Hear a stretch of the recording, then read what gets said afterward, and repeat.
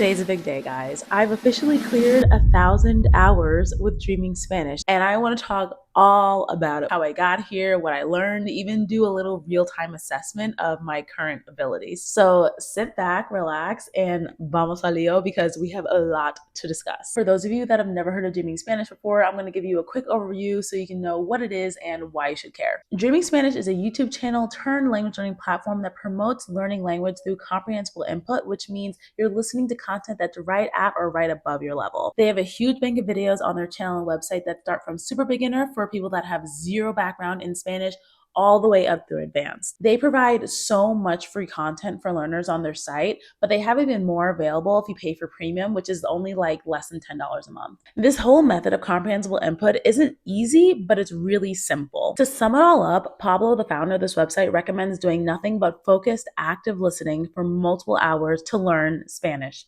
That's it. There's no gimmicks, nothing else. You just have to give it time. And through things like pictures, facial expressions, context clues, you start to actually acquire the language like a baby does. And over time, what starts out as this gibberish nonsensical talking eventually turns into a language that you can understand and use. It's kind of like magic, but it's not. It's just how the human brain learns things. I'm not the expert on this method, so when you're done with this video, go on dreamingspanish.com to check out what the methodology is, what the roadmap is, and what they recommend for people trying to learn Spanish. What I am an expert on, though, is my personal experience with Dreaming Spanish, so let's get into some of the background. I found Dreaming Spanish and started employing their methods of consuming comprehensible input in August of 2023, so almost 2 years ago. The method made a lot of sense to me, and after feeling like I was stuck in the intermediate slump for way too long with no movement, I was down to try anything at this point because I was really getting frustrated. Important thing to note here, I did not start Dreaming Spanish with 0 hours. Based on the level descriptions, I decided to start myself off with 300 hours because I felt like level 3 is what described my level the most at that time. Level 3 is described as, you can now understand people if they stay within certain topics. They still need to talk to you in a way that's appropriate for you, but you know many words and you don't rely exclusively on visual information. So that was pretty much spot on for me 2 years ago. And for reference, at this time, I'd say I was able to understand about 70 to 75% of the average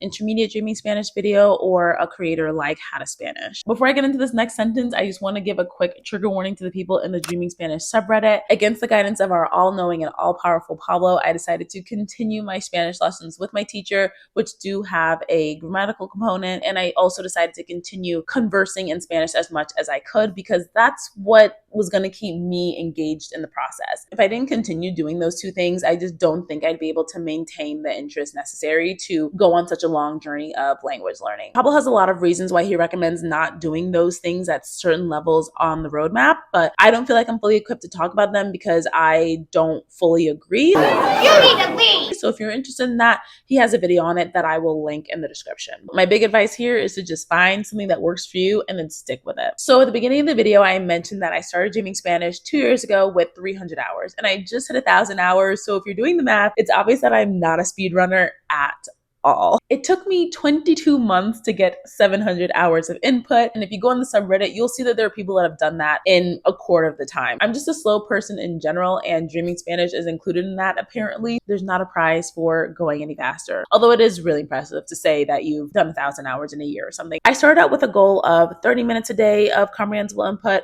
Shortly thereafter, I went up to an hour, and that's where I've been at for a majority of my journey with Dreaming Spanish. I find it pretty hard to maintain focus if I'm not in the right mood. So there were a lot of days that I didn't hit my goal. There were even a couple odd days where I didn't listen to any Spanish at all. But on the other hand, there were a few days where I was really, really feeling it and I went over my goal. So at the end of every month, I had about 30 to 31 hours of input, which equals to about an hour a day. Another thing about my life on a bit of a larger scale is that consistency can just be a bit tough for me because I travel for work quite a bit domestically and internationally. So it'll just be a few days and weeks that just don't match my regular routine. And I just have to learn how to fit Spanish into my life on the road, and sometimes it just doesn't always work out. I'm tired, my days don't always look the same, and I just end up being a bit all over the place. Practically what the past 200 hours have looked like for me are watching whatever intermediate or advanced videos they post on their YouTube channel. I'm not subscribed to their premium membership, so that's about 1 or 2 videos a week. Other than that, what I've been listening to the most have been YouTube channels and podcasts from creators like Que Pasa, RQL, Handy Spanish, Spanish Vicente, Español con Juan, people like that. I made a whole video about my favorite intermediate creators, so if you're interested, feel free to check that video out once you're done with this one. Now that you guys have all that background on me, let's read what Dreaming Spanish says my ability should be now that I've cleared through level 5 and if I feel like I match the description. You can understand people well when they speak directly to you. They won't need to adapt their speech for you. I feel like this is 80% true. I've had conversations with people from all over the Spanish-speaking world, and my comprehension is never really an issue in one-on-one conversations. I think they're usually speaking to me at a pretty natural speed, but it's not as fast as they'd be speaking to another native friend. So that's why I knocked off 20%, because it feels a bit disingenuous to say that they don't have to adapt their speech for me at all, because they are slowing it down a bit, but they're using the same words. I don't have to ask them to repeat themselves or slow down even more. I'd say more or less this is true. Next. Understanding a conversation between native speakers is still hard. Yes. yes. I feel this so hard. And I'm so glad that they included this in the roadmap, because there is such a difference between speaking with someone one-on-one and then hearing a group of Spanish speakers speaking with one another. If I'm with a group of my Mexican friends or something and they really start getting at it, talking, I start wondering, like, do I even speak this language for real? Because what is happening right now? Every ounce of confidence that I've ever gained just disappears, and I feel like I'm chronically 2 minutes behind whatever is being discussed. It's a work in progress for sure. This is a huge barrier for me that I want to get over, because it's just the worst feeling when you're in a group and you can't contribute to the conversation, you can't join in on the joke, and I just want to be included, you know? Next. You'll almost understand TV programs in a language because you understand so many of the words, but they're still hard enough to leave you frustrated or bored. Honestly, I haven't tried to watch too many TV programs in Spanish, and when I do, I have the subtitles on in Spanish just because I'm typically watching it for enjoyment and not so much for input. To give you guys a practical example, I watched this show, Mala Fortuna, on Amazon Prime at about 800 hours, and I'd say that my comprehension was about 90%. There were 3 scenes of the show where I had to rewind and replay it and put on the English subtitles because I didn't fully understand what was going on. But other than that, the show was just really enjoyable. The subtitles definitely added clarity for me, so I can't really judge how accurate this part of the description is for me because I just didn't consume that much TV content. Let's talk about the last part of this description for level 5. Conversation can be tiresome, and if you try to speak, you can feel a bit like a child since it will be hard to express abstract concepts and complex thoughts. You understand most of the words used during daily conversation, but you still can't use many words yourself.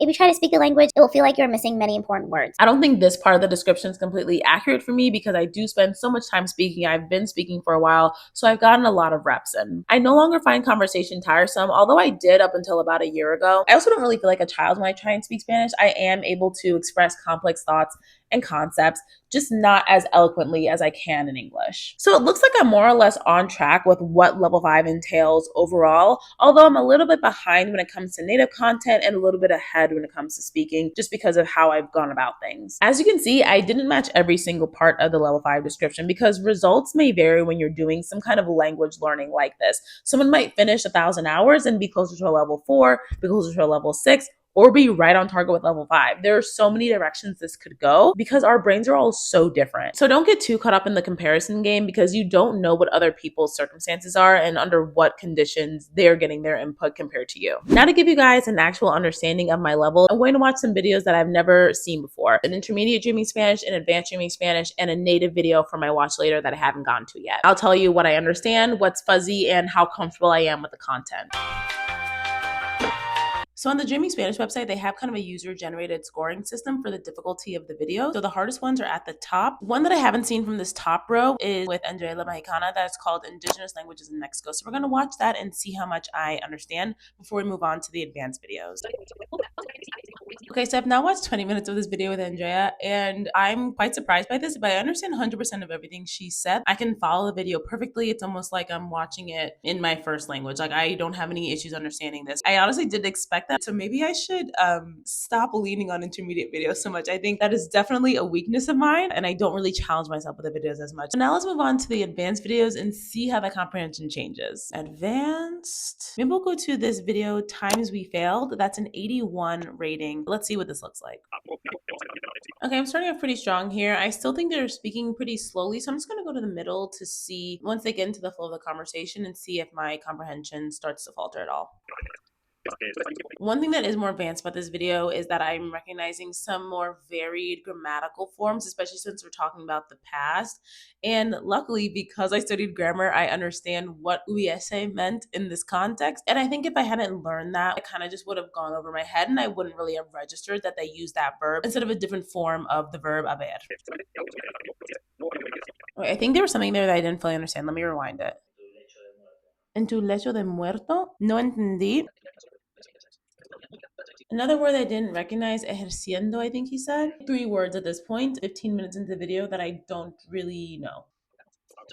Another word that I don't quite know the meaning of is aportar. I know I've heard it before. I think I understand it from the context here. That's just one that's kind of blurry for me at this time.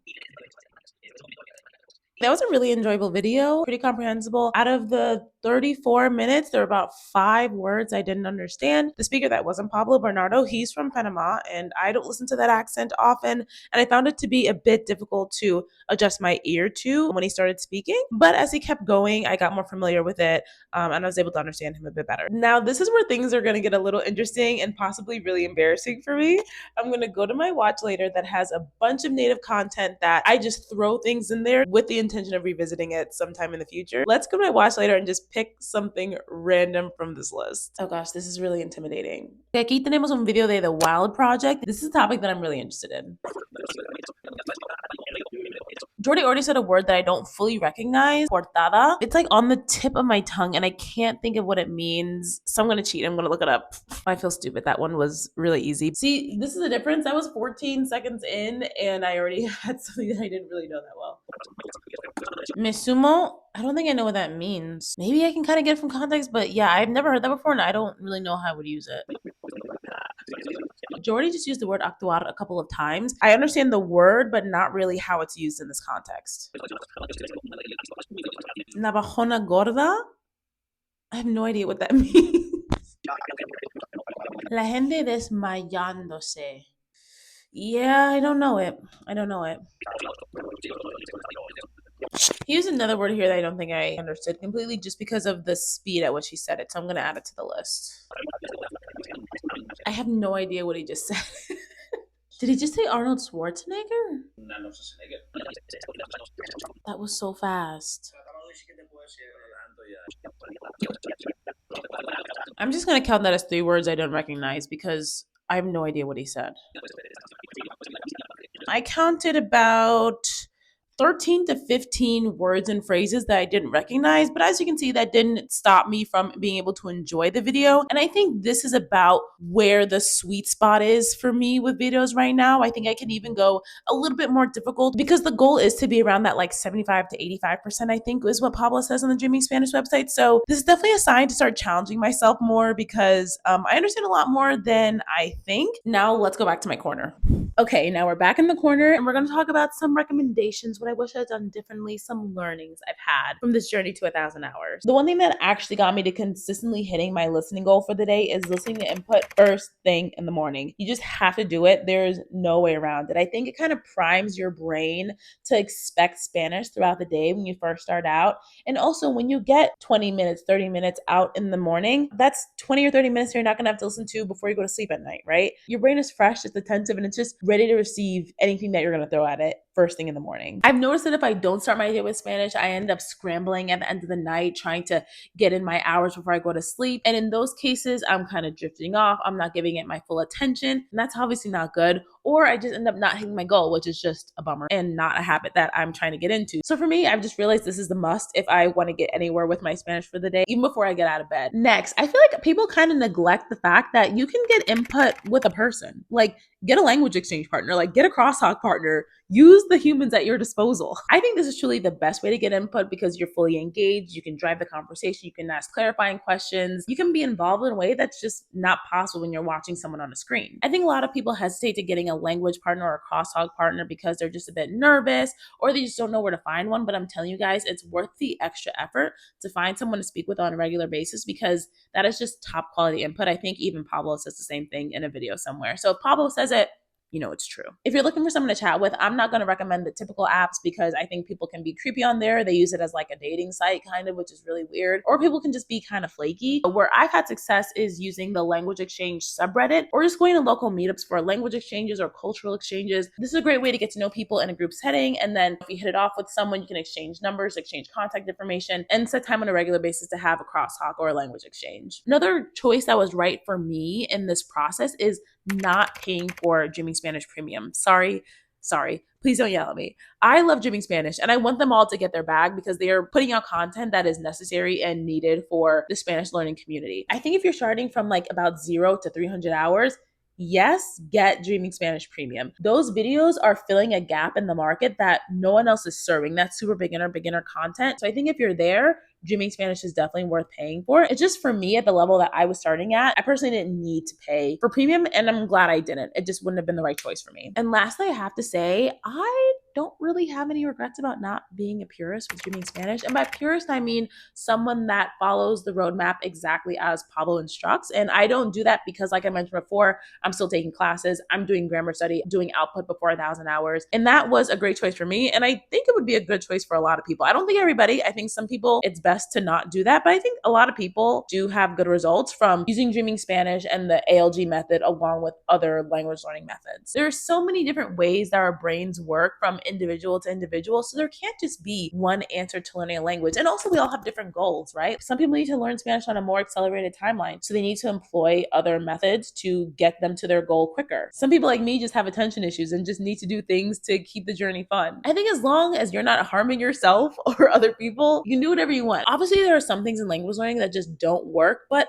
a lot of things do have a place. And if you find something that clicks for you and that keeps you interested and keeps you engaged, just keep doing it. I specifically really quickly want to talk about grammar study though, because it ends up being a big topic in language learning circles. I've done some light grammar study for a while and I found it really helpful in conjunction with getting comprehensible input because once I learn a new tense or mood and what it's used for, how to conjugate it, I can get familiar with it and point it out. And once I hear it in a video and I recognize it, it reinforces the grammar in my mind. Versus if I do no grammar study and hear estés a million times, which is the present subjunctive form of estás, I might never connect the fact that that's the subjunctive and that's kind of a weird way to say estás until the millionth time. And at that point, I've missed so many opportunities to hear estés in a context that I understand and get a better grasp on it. That's just my experience of why I think grammar study can be helpful. You don't have to go too deep into it, but just at least recognizing what you might be looking for and then hearing it, you're just able to squeeze more juice out of whatever content you're getting at that time. I don't know, that's just my perspective and how I've chosen to go about things, and I feel like it's been the most effective for me. Now, for what I would do